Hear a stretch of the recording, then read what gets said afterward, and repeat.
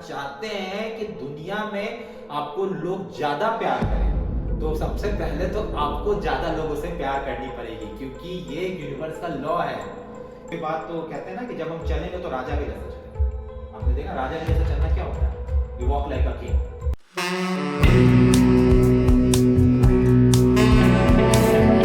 Motivation is temporary but discipline last forever. Hello guys, welcome back to our YouTube channel. तो एजे कैसे हैं आप? मैं काफी अच्छा हूँ। हेलो गाइस, हाय एआरएस, आप कैसे हो? मैं भी बहुत बढ़िया हूँ।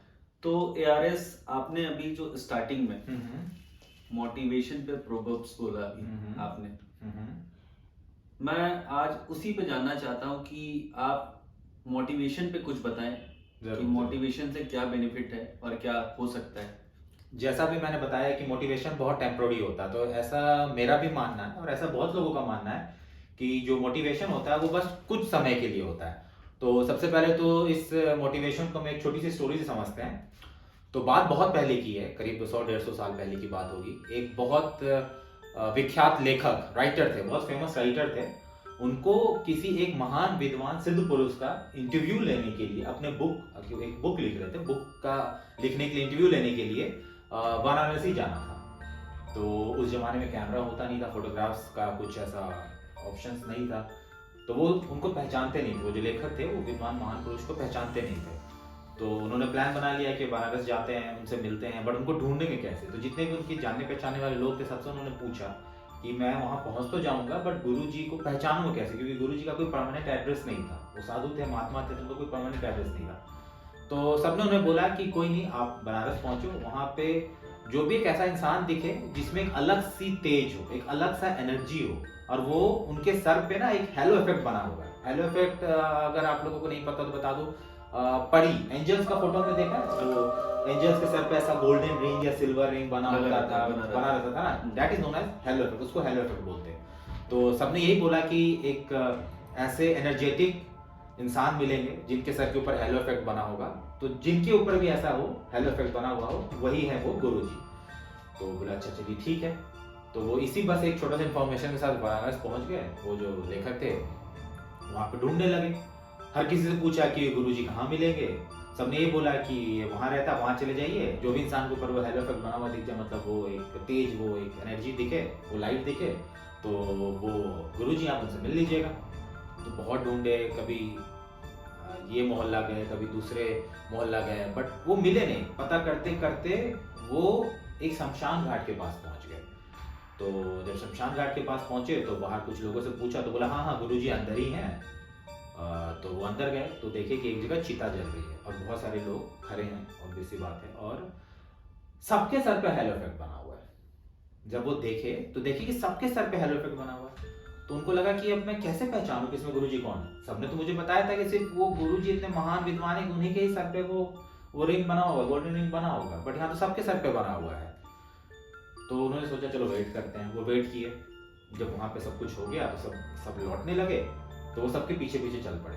तो जब पीछे पीछे चल रहे, उन्होंने देखा कि धीरे धीरे कुछ लोगों के सर से वो जो हेलो इफेक्ट था, वो जो लाइट था, वो धीरे धीरे करके हटने लगा, गायब होने लगा।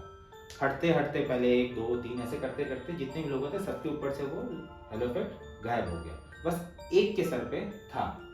तब उनको, उस लेखक को ये लग गया कि लगता है यही गुरुजी है। तो गुरुजी के पास पहुंचे, तो अपना परिचय दिया। तो गुरुजी बोले कि हाँ हाँ मुझे पता था कि तुम आने वाले हो, मैं तुम्हारा इंतजार ही कर रहा था, चलो बताओ क्या बात करनी है। बोला गुरुजी वो तो ठीक है, मुझे आपका इंटरव्यू लेना है, लेकिन एक बात जो मुझे खाया जा रहा है, जो मुझे बहुत कंफ्यूजन क्रिएट कर रहा है, कि जिससे भी मैंने पूछा तो सबने बताया था कि आपका पहचान क्या, आपके सर पे एक हेलो इफेक्ट होगा, एक अलग सा तेज होगा, लेकिन जब मैं अंदर आया तो देखा सबके सर पे था। चलिए वो तो ठीक था, लेकिन जब मैं बाहर निकला तो सबके सर से हट गया और आप पे ही बस वो टिका रहा। तो ये थोड़ा बता दीजिए क्योंकि मुझे बहुत कंफ्यूजन हो रहा है। तो उन्होंने बोला ये जो हेलो इफेक्ट है, ये जब अंदर में एक चिता जल रही थी, तो क्या होता है कि लोग जब उसके पास खड़े थे तो सबको लग रहा था कि संसार में क्या रखा है, इंसान को एक दिन इस दुनिया से जाना है, हम कुछ भी चीज को साथ लेके नहीं जा सकते हैं, जो सब यहीं रह जाएगा, हम एक तिनका भी लेके नहीं जा सकते। तो ये थॉट से सबके अंदर एक मोटिवेशन आ जाता है कि आज से मैं अच्छा कर्म करूंगा, परिवार के साथ समय बिताऊंगा और लोगों का मदद करूंगा, तो वो जो मोटिवेशन लोगों के अंदर आ जाता है उसके कारण वो हेलो इफेक्ट बन जाता है।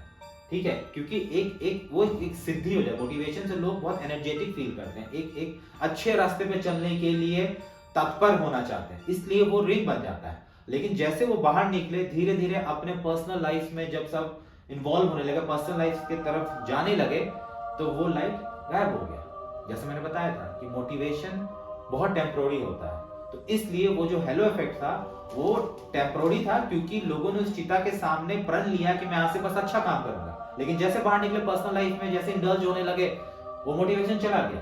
तो इसलिए मैंने बताया कि मोटिवेशन बहुत टेम्पोररी होता है। जैसा कि आपने अभी बताया, आपने अपनी कहानी में अभी बताया हेलो इफेक्ट के बारे में। एक तो वो हेलो इफेक्ट अगर मैं लेमन टर्म में जानना चाहूँ तो आप उसको कैसे समझाना चाहेंगे? और दूसरा क्वेश्चन भी है मेरा कि काफ़ी टाइम ऐसा होता है ना कि मैं जैसे स्टोरी आपका सुना अभी, तो मैं काफ़ी मोटिवेट रहता हूँ, बट ये मोटिवेशन को मैं कंटिन्यू बरकरार कैसे रख सकता हूँ अपने लाइफ में, मैं यही आपसे जानना चाहता हूँ। एक तो हेलो इफेक्ट के बारे में कि आप लेमन टर्म में बता दें कि वो हेलो, क्योंकि वो समझ में नहीं आया जो रिंग का है आपने बताया, और वो मोटिवेशन पूरे टाइम के लिए बना कैसे रहे। समझ गया, दो क्वेश्चन है। एक तो ये हेलो इफेक्ट एक्चुअली में होता क्या है, और दूसरा कि जो मोटिवेशन मैंने बोला कि टेम्पोररी है, तो उसको परमानेंट कैसा बनाया जाए। तो सबसे पहले हेलो इफेक्ट जो होता है वो, जैसे मैंने बोला कि एंजल्स, जो भी हम पिक्चर्स देखते हैं, भगवान गॉड के सर पे होता है। तो जो सिद्ध पुरुष होते हैं, जिन्होंने खुद को पहचान लिया, जो दुनिया के मोह माया से ऊपर उठ चुके हैं, जो महान विद्वान लोग होते हैं, जिनके अंदर मोह माया नहीं बची है, ठीक है, जिनके अंदर लोभ लालच नहीं बचा है, ठीक है, जो एक समाज के भलाई के रास्ते पे चल पड़े हैं, अगर मैं इस दुनिया की बात करूं, तो उनके अंदर वो जो ऑरा है, जो हेलो इफेक्ट है, आज के टर्म्स में बात की जाए तो वो ऑरा होता है, एक जो पॉजिटिव एनर्जी जो हम रिफ्लेक्ट करता है। आपने देखा होगा कुछ बहुत बड़े बड़े लोग होते हैं जिनको देख के ही एक पॉजिटिविटी फील आती है, तो वो होता है ऑरा, तो उसको हेलो इफेक्ट बोलते हैं। ठीक है, दूसरा आपने जो बोला कि जो मैं जैसे मैं मोटिवेशन, हाँ मोटिवेशन टेम्पोररी होता है, तो उसको कैसे बनाए रखा जाए, परमानेंट कैसे किया रखा जाए। तो ठीक है, सबसे पहले इसके लिए हमें अपने बॉडी और माइंड को समझना पड़ेगा। हम इंसान के बॉडी के अंदर बहुत एनर्जी है, राइट, लेकिन हमें उस एनर्जी को वाइजली यूज करना पड़ेगा। अभी दिक्कत क्या है कि जो भी हम आम लोग हैं, जितने भी इंसान हैं, उनको पता ही नहीं है कि अपने बॉडी की जो एनर्जी है उसको अपने बेटरमेंट के लिए कैसे कन्वर्ट करें, उसको कैसे रिसोर्सफुल बनाए। अब क्या है कि हमारे दिमाग में तरह तरह के थॉट्स हमेशा आते रहते हैं, हमारा दिमाग कभी शांत नहीं होता है, रेस्टलेस स्टेट में होता है। ठीक है, उसके बाद हम एंजाइटी में होते हैं, बहुत टाइम डिप्रेशन के बारे में आजकल बहुत बात की है, डिप्रेशन में चले जाते हैं, हम खुद से कुछ करते रहते हैं, बहुत सारी चीजें। अभी मैं अगर दुनियादारी की बात करूं तो फ्रेंडशिप हो गया, जॉब प्रेशर्स हो गए, ब्रेकअप हो गया, घर गृहस्थी के प्रॉब्लम्स हो गए, तो दिमाग हमेशा हमारा मल्टीपल चीजों में व्यस्त होता है। तो हमारा दिमाग कभी से कंसंट्रेट ही नहीं कर पाता है कि हमारे अंदर जो एनर्जी है उसको हम कैसे एक्टिवेट करके हम अपने बेटरमेंट के लिए यूज करें।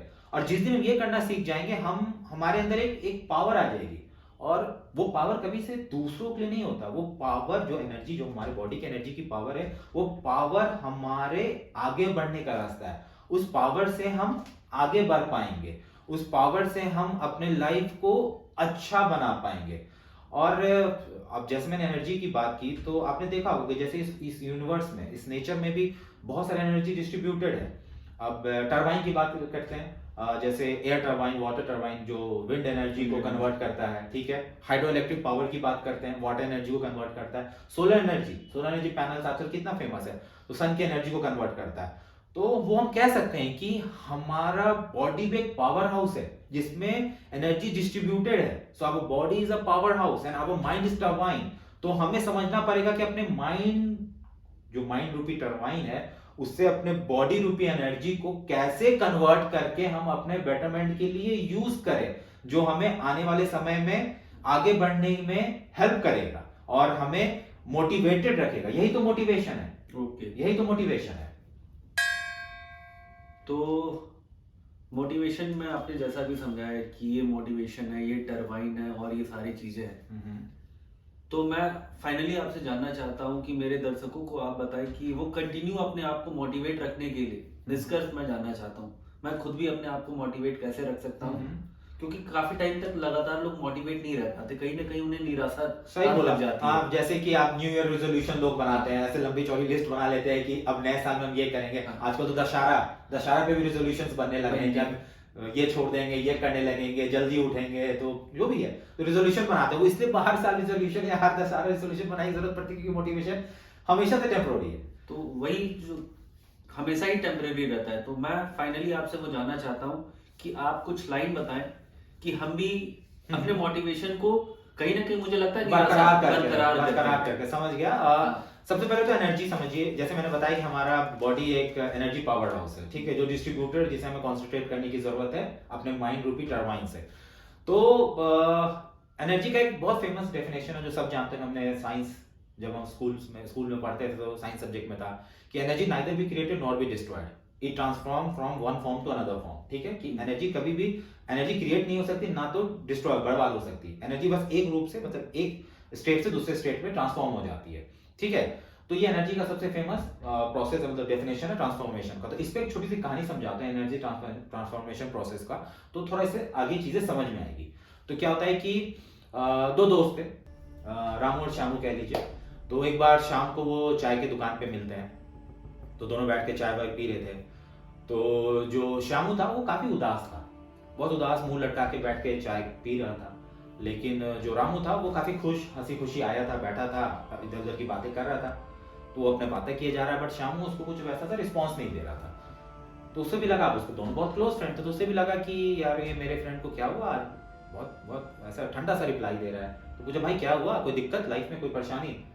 तो फिर श्यामू ने बोला हाँ भाई कुछ सही नहीं चल रहा है, जॉब में भी बहुत प्रॉब्लम है, और कुछ उधारी था मेरे सर पे लोगों का, वो भी बढ़ता ही जा रहा है, मैं चुका नहीं पा रहा हूँ। उधर घर पे भी कुछ परेशानियाँ चल रही हैं, मतलब वाइफ बीवी से किसी से भी तो परेशानियाँ चल रही है। तो ओवरऑल मैं सेटल नहीं हूँ, मेरा दिमाग शांत नहीं है। तो रामू को बुरा लगा कि उसका दोस्त तो बहुत क्लोज फ्रेंड है और उसके रहते हुए उसके दोस्त को परेशानी में है, वो परेशानी हो रही है। तो उसने ऑफर भी किया कि बताओ मैं तुम्हारा कुछ मदद कर सकूँ, बताओ कितने पैसे की ज़रूरत है। ठीक है, ज़्यादा तो नहीं है बट कुछ तो मदद करूँगा जिससे तुम अपना उधारी, अपना डेट चुका देना।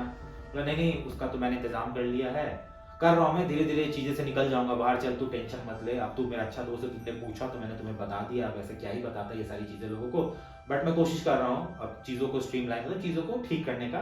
तो हो जाएगा, मैं कुछ 5-10 दिन, महीना भर के अंदर मैं इन सब चीज़ों से बाहर निकल जाऊँगा। तो राम बोला ठीक है भाई, कोई बात नहीं है, अगर फिर भी कुछ तुम्हें ज़रूरत पड़े, कुछ लगे तो मुझे ज़रूर बताना, मैं तुम्हारा सबसे अच्छा दोस्त हूँ यार, बताना। बोला हाँ ज़रूर ज़रूर, मैं तुम्हें बताऊँगा। बस दोनों की बात खत्म हो गई, दोनों ने चाय पी और अपने अपने रास्ते पे, अलग अलग रास्ते पे अपने अपने घर की तरफ निकल पड़े। जो श्यामू था, जो टेंशन वाला था, जो टेंशन में था, वो चलता गया, आगे थोड़ा गया तो उसे लगा कि ठीक है ना, जो होना होगा होगा, देखते हैं ना क्या है, ठीक है मैं कोशिश तो कर रहा हूँ और निकल ही जाऊँगा, परेशानी आती है लाइफ में, अप एंड डाउन होते रहते हैं लाइफ में, ऐसा सोचते सोचते वो घर पहुँच गया। ठीक है, इधर जो रामू था, जो हंसी खुशी आया था चाय पीने का, जब वो जा रहा था रास्ते भर वो बस अपने दोस्त के बारे में सोचा जा रहा था, श्यामू के बारे में, कि मेरा दोस्त कितना परेशान है, कितना अच्छा था, स्कूल में कितना हंसते बोलते थे, कितना टैलेंटेड है, कोई कमी नहीं है उसके नॉलेज में, उसके स्किल्स में, बट फिर भी बेचारा कितना परेशान है। तो ये जो रामू है, श्यामू के बारे में सोचता सोचता घर पहुंचा।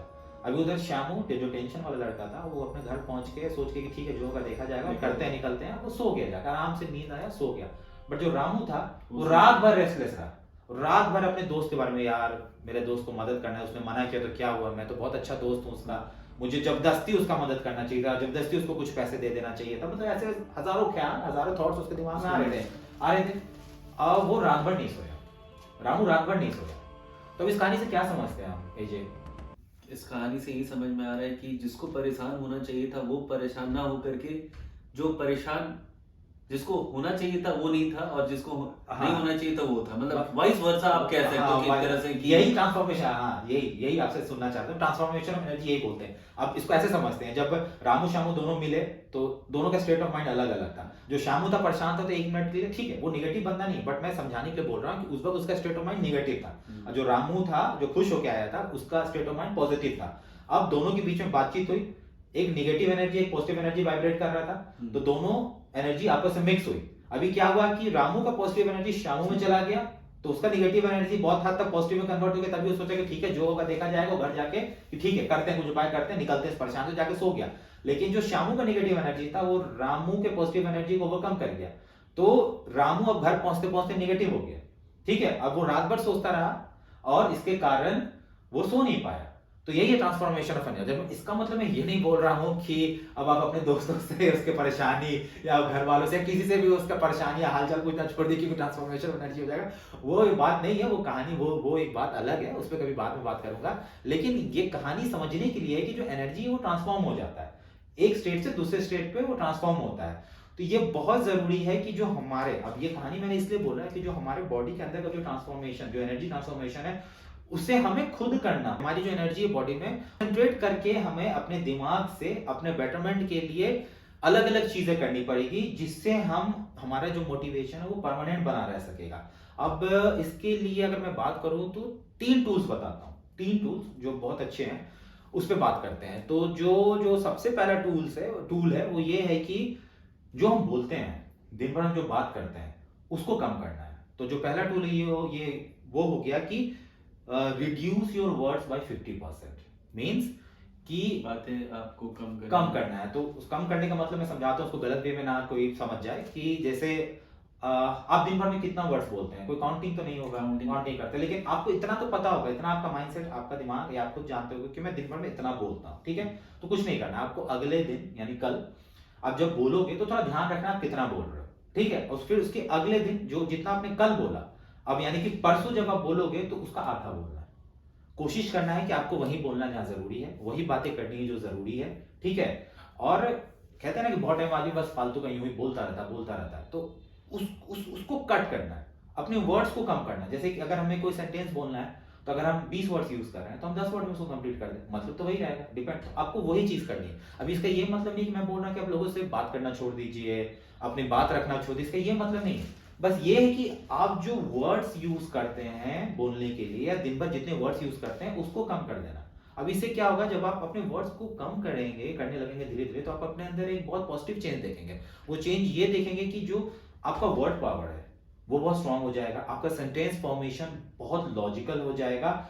उससे क्या फायदा होगा कि जो हमारी एनर्जी है, जो हम बोलने में एनर्जी वेस्ट करते हैं, वो फिर कॉन्सेंट्रेट होना शुरू हो जाएगी। अभी जैसे मैंने अभी थोड़ा देर पहले ही बताया था कि हमारा जो स्टेट ऑफ माइंड होता है, अगर हम शांत भी बैठे, अगर अभी मैं बोलूँ कि मैं यहाँ शांत बैठा हूँ बट मेरा दिमाग नहीं शांत है, अगर आपको मैं बोल दूं कि एजे आप 5 मिनट शांत बैठ जाइए, आप 5 मिनट मुंह से नहीं बोलिएगा बट दिमाग आपका चलता रहेगा, राइट। तो वही चीज है। तो हम बहुत रेस्टलेस रहते हैं, हम हमेशा कुछ ना कुछ हमारे दिमाग में चलते रहता है। और हम कुछ भी जब बोलते हैं तो उससे पहले हमारे दिमाग में वर्ड्स फॉर्मेशन होते हैं, सेंटेंस फॉर्मेशन होते हैं, थॉट्स आते हैं। तो बस उसको ही कम करना। जब आप उसको कम करोगे तो आप देखोगे कि आपके अंदर एक बहुत पॉजिटिव बदलाव आएगा। उसके बाद जो आपकी एनर्जी है वो फिर आपके बेटरमेंट के लिए काम करेगी। फिर जो एनर्जी को आप एक्वायर करोगे, जो आप एनर्जी, बॉडी की जो एनर्जी है जिसको आप बचाओगे, जो फालतू का बोलना जो कम करोगे जिससे आपकी एनर्जी बचेगी, फिर आप उस एनर्जी को अपने बेस्ट आउटपुट के लिए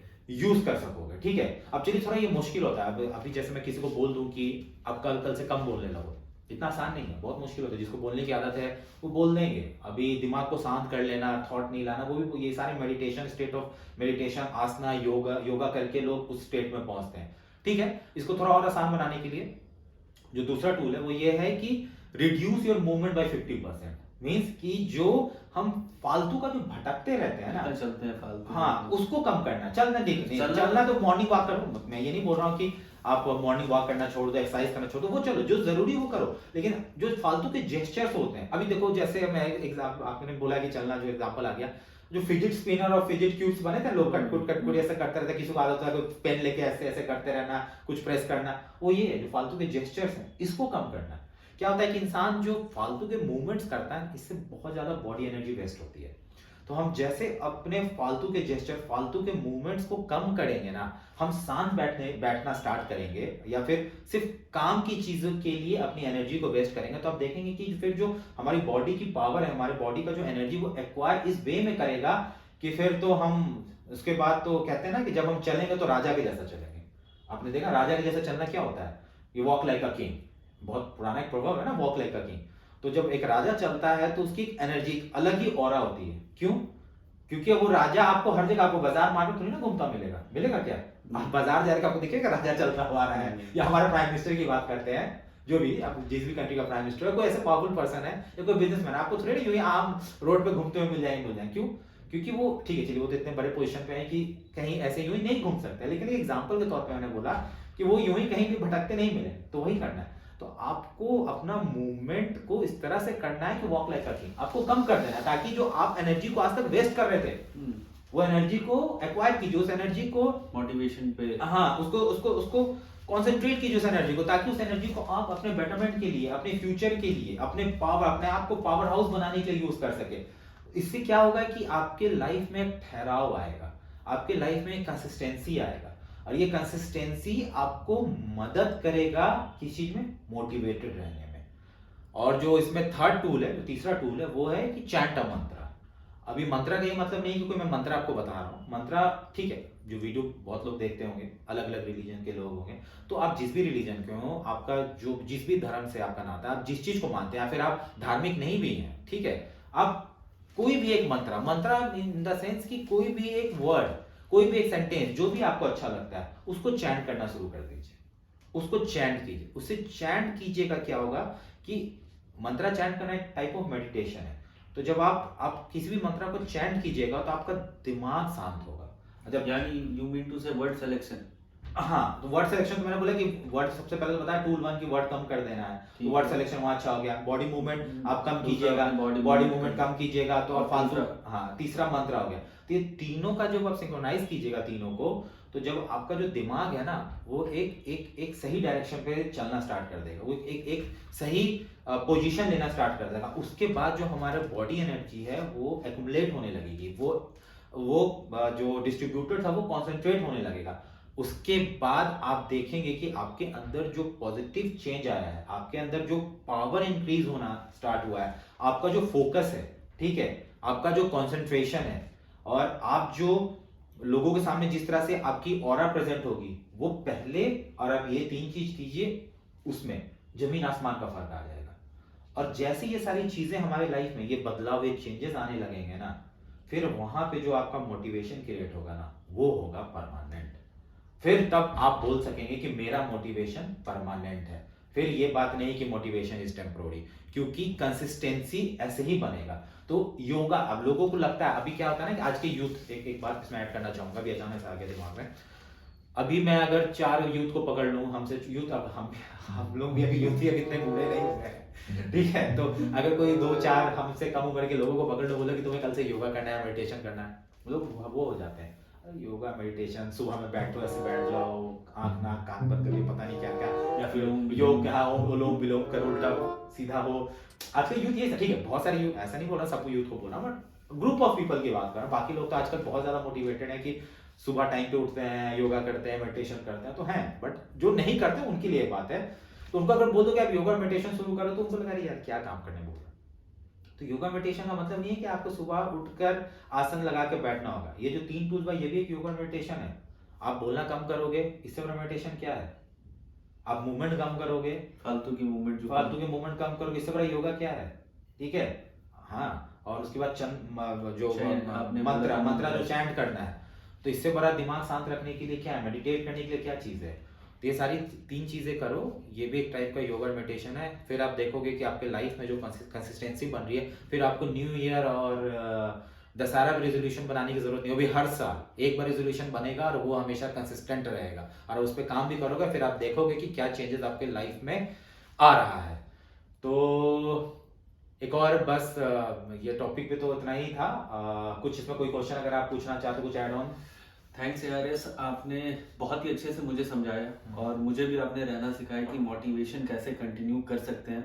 मुझे भी काफ़ी अच्छा लगा। आई होप सो मेरे दर्शकों को भी काफ़ी अच्छा ये लगा होगा, और वो अपने आप को कैसे मोटिवेट रख सकते हैं लंबे टाइम तक। आपको मैं धन्यवाद देना चाहूँगा बहुत अच्छे से समझाने के लिए। आप अभी ये बोल रहे थे, मुझे एक चीज और है, एक बोनस टिप है, बोनस पॉइंट ऐड करना चाहता हूँ आज के लाइफ के लिए। ये अचानक से आया, इस टॉपिक से ज्यादा रिलेटेड नहीं है, बट अचानक से आया।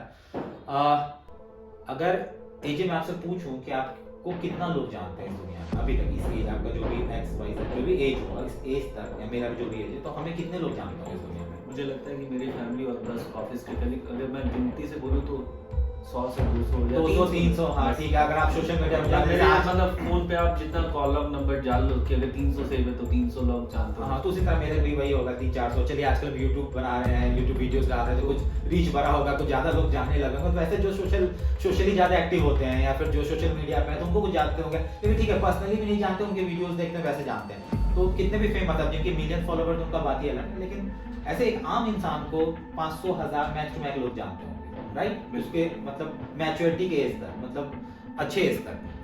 तो मैंने बहुत लोगों में देखा है, जब मैं जॉब में भी था तो बहुत लोगों को देखा था कि एज बहुत कम है लेकिन लोगों के अंदर बहुत ज्यादा एक नफरत है, एक एटीट्यूड है और एक कंपटीशन है, एक फालतू कंपटीशन कभी से गलत नहीं होता, कंपटीशन हमेशा से हेल्दी होना चाहिए। सबसे मेरा तो ये मानना है कि दुनिया से कंपटीशन करने की जरूरत नहीं, कंपटीशन खुद से करो, खुद से कंपटीशन होना चाहिए, ठीक है। लेकिन चलिए इस पे बात कभी और करेंगे, खुद से कंपटीशन की बात पे। बट मैंने देखा है कि बहुत अनहेल्दी कंपटीशन, एक फ्रस्ट्रेशन, भागे जा रहे हैं लोग। मेट्रो से मैं दिल्ली में रहता हूँ तो मेट्रो से जाता तो देखा लोग एक मेट्रो पकड़ने के लिए भागे जा रहे थे और इतना बिजी लाइफ। नहीं, बात यहाँ पे ये है कि हमें शांत होने की जरूरत है, ठीक है। और एक और बात इसमें ऐड करना चाहूंगा कि हम कितने लोगों को प्यार करते हैं या फिर हम कितने लोगों से नफरत करते हैं, यानी कि हम कितने लोगों के साथ अच्छे हैं, काइंड है, और कितने लोगों के साथ हम बुरे हैं। ये इक्वली प्रोपोर्शनेट है कि कितने लोग हमसे प्यार करते हैं या कितने लोग हमें बुरा मानते हैं। अगर इसको समझाने के लिए मैं बताऊं तो मतलब कि अगर 100 लोगों को प्यार करता हूं तो 100 लोग मुझे जरूर प्यार करेंगे, जरूरी कि वही 100 लोग। अगर मैं 100 लोगों को पॉजिटिव एनर्जी या पॉजिटिव यानी कि 100 लोगों को प्यार बांट रहा हूं तो वो 100 लोग कहीं से अलग 100 लोग मुझे प्यार करते होंगे। उसी तरह अगर मैं 100-200 जितने लोगों से नफरत करता हूं, जितने लोग मुझे बुरे लगते हैं, उसी तरह 100-200 लोग मुझे भी बुरे समझते होंगे। समझो मैं क्या कह रहा हूं? तो इसका मतलब ये है कि आप अगर चाहते हैं कि दुनिया में आपको लोग ज्यादा प्यार करें तो सबसे पहले तो आपको ज्यादा लोगों से प्यार करनी पड़ेगी, क्योंकि ये एक यूनिवर्स का लॉ है कि number of people love you is equally proportionate that how many number of people you love. तो वही बात है कि कितने लोगों से आप प्यार करते हैं और कितने लोगों से आपको प्यार मिलेगा, तो वो दोनों डायरेक्टली रिलेटेड है। तो आप अगर ज्यादा नफरत दुनिया में करोगे, ज्यादा लोगों से नफरत करोगे तो आपको भी उतनी ही नफरत मिलेगी। तो ये बोनस टिप था आज का। तो थैंक यू गाइस हमारे वीडियोस देखने के लिए और हमें सपोर्ट करने के लिए। यूं ही हमें सपोर्ट करते रहे, क्योंकि हमें आपसे मोटिवेशन मिलता है और हमारा मोटिवेशन परमानेंटली बना रहे आपके कारण। तो इसके लिए हमारे चैनल को जरूर सब्सक्राइब करें, क्योंकि आप अगर सब्सक्राइब करेंगे तो हमारे वीडियोस ज़्यादा लोगों तक पहुंच सकेगा। और अगर हम कुछ भी अच्छी बातें कर रहे हैं, अगर कुछ लोगों को भी लगता है तो हम चाहेंगे कि वो और लोगों तक पहुंचे। बिल्कुल। और गाइस मैं आपसे अनुरोध करूंगा कि आप हमारे वीडियोस को लाइक और शेयर करना ना भूलें। Okay then thank you guys. Thank you guys. जय हिंद।